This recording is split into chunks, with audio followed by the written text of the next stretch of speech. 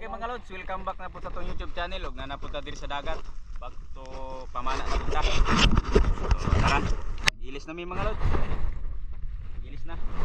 Tara. Sana ko yung mga kauban karon atong niagi wala nagsulo-sulo jud ko. Ay busy sila. Karon dili na busy kay holiday man.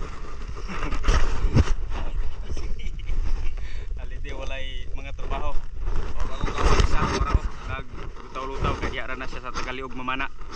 Musalom na siya Tagaliog. Ito mga lods, bye-bye. Mamana na ta.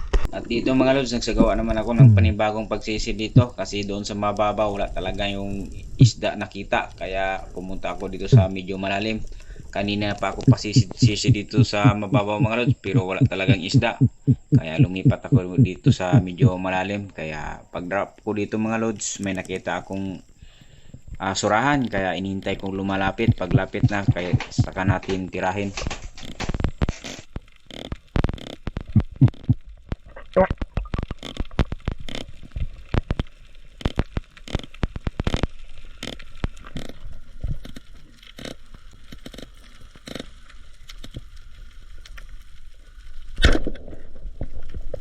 Ayan mga lods, sapol yung surahan. Medyo malalaki na to, mga kalahating kilo na to mga lods, 500 grams.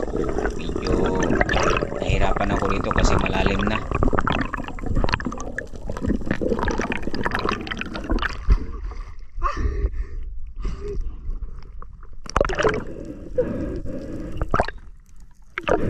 Buti na lang hindi sumabit mga lods kasi na spine sight natin, hindi na nakagalaw yung isda.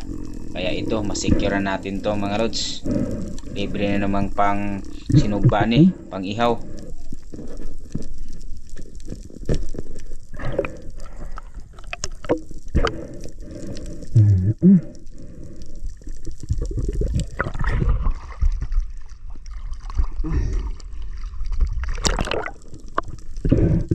At dito mga lods, lumipat na naman ako ng area. Nandito ako na sa unahan kunti. Kaya dito habang naka-drop ako dito mga lods, sabay ako nag-fish-call, baka may lumapit nga isda habang pababa ako sa ilalim. Kaya pagka-drop ko dito mga lods, suminto ako at naghintay nung anong isda ang lumalapit.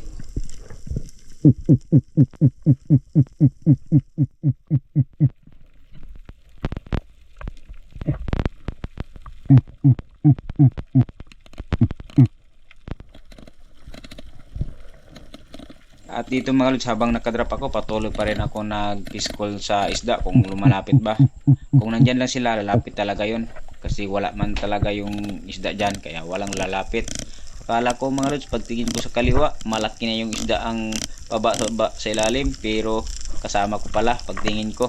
Kaya umahon na lang ako mga lods kasi siya naman pababa sa ilalim.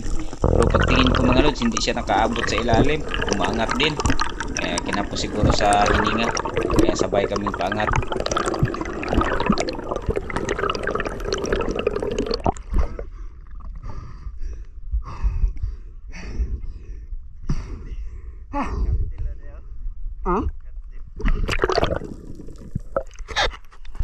At dito sa unahan mga lods, nakatira ako ng isda, kaya ang kasama ko nagre-retrieve sa isda.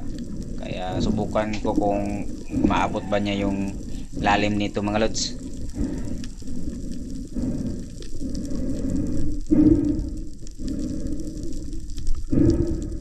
At dito mga lods, naabot talaga niya. Hindi ko akalain maabot niya ito mga lods kasi hindi na siya masyadong makita sa ilalim. At estimated ko dito mga lods, mga 15 meters to.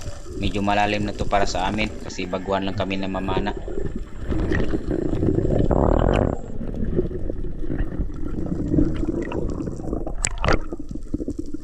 At dito mga lods, maliit ang isda na tira ko mga lods kasi wala na talaga yung malaki dito. At malalim na ang isda dito pero maliit pa rin ang tinitira ko kasi wala na talaga malaki ang magpakita. Kaya dito mga lods, yung kasama ko ang taga-retrieve sa isda. Pag masangit yun, pagtira ko sa ilalim kasi hindi na siya makatambay sa ilalim. Kahit na hintay tayo ng ilang segundo, mga 30 seconds, pwede na yun para makatira ng isda. At dito mga lods, nakatira na naman ako na maliit na lapu-lapu mga lods. Kaya ito, niretrieve na naman sa kasama ko mga lods. Kaya hintayin lang ako sa taas kasi bago pa lang ako nakaahon.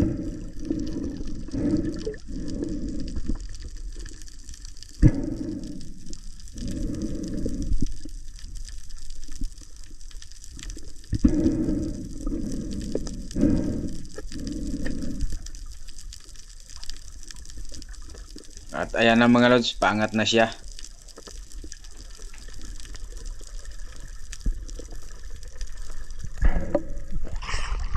Good size na.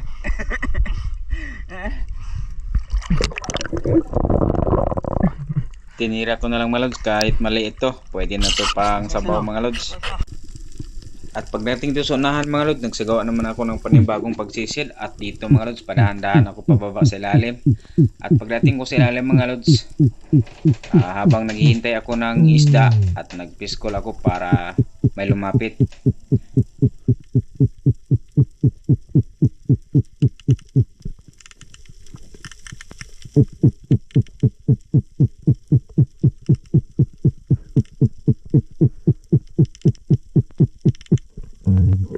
At dito mga lods, mahirap talaga maghanap ng isda mga lods. Kung wala kang pasensya dito mga lods, hindi ka talaga makahuli. Kaya kahit ito maliit yung isda nakita natin, tirahin ko na mga lods para may madala tayo sa bahay. Para hindi naman lugi. Pag uwi natin, may masugba tayo mga lods. At dito mga lods, habang nakadapa ako dito, may lumalapit na mulmul. Kaya ito na target natin mga lods. Kaya ito, tinira ko na. Ayun mga lods, sapol talaga. Kaya ahaw na tayo sa taas para makapahinga konti.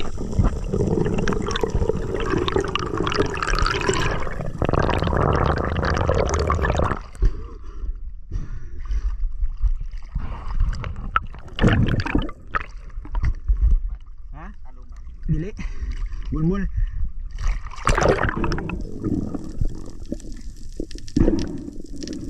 At dito mga lods, pagkatapos ko ma-secure itong mulmul mga lods, kaya lumipat kami ng area. Doon kami sa Tabok, sa Mampang na mga lods, sa Zamboanga City. Kaya dito medyo malabo na ang tubig mga lods. At dito mga lods, sa Mampang na to, lumipat na kami ng area. Medyo malabo konti dito sa ilalim mga lods. Sa taas lang yung malinaw. Kaya tiyagaan ko na lang yung tubig dito mga lods kahit malabo. At may isda naman. Kaya dito mga lods, habang pababa ako dito sa ilalim, kaya may nakita akong mangrove snapper. Kaya ito ang target natin mga lods. Kaya ayun, tinira ko na, sapol talaga mga lods. At libre nang makasabaw na naman tayo dito. At mabungkag na pong mga baho ani mga lods. Sarap talaga tong mangrove snapper isabaw o isinigang mga lods.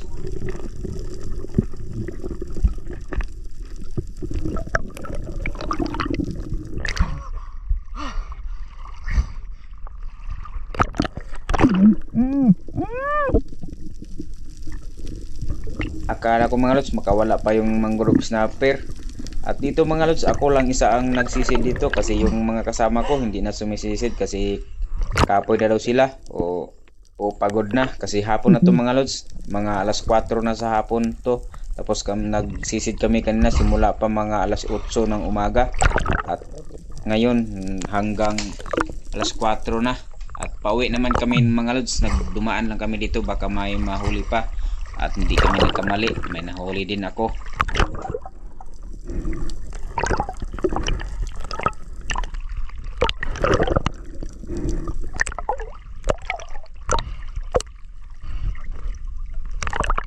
Wala na may testing, largo naman igo. Ha? Wala na testing, largo na igo. Kasi largo na igo. Meron tayo ba, largo na igo. Oh.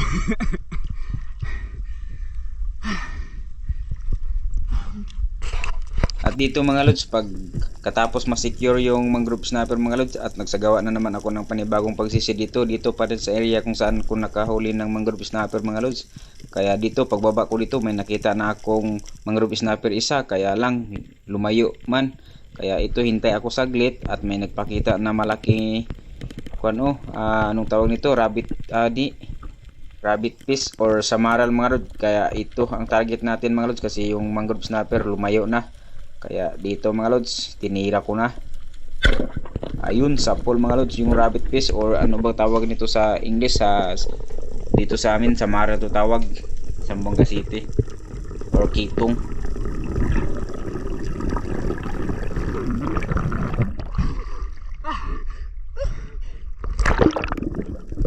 ito na mga lods, malalaki na to konti, abot na to sa media kilo mga lods, 500 grams.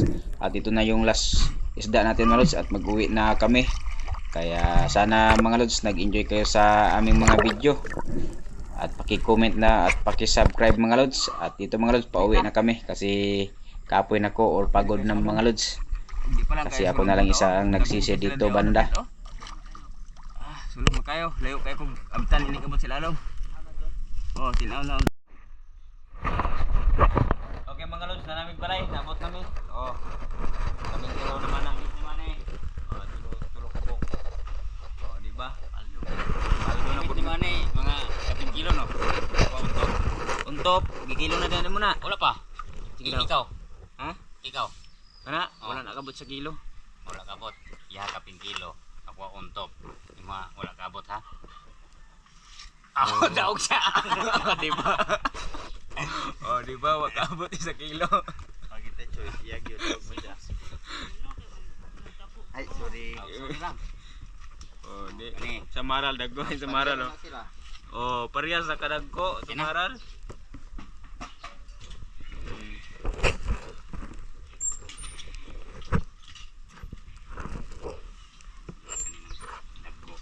Kilohadong. Oh, nakakuha pa dahil mga kinasot. Oo. Pat ni ko puno. Mga swaki. Ayun na yapil. Ay, apil pagtimbang ka Bukat kayo na. Oh, mura na itong kuha mga lods oh. 5, sana, 5-3. Kaming tulo po naman na. Oh. Kanila, pula po ni nga green. Ano siya. Okay mga lods, bye bye.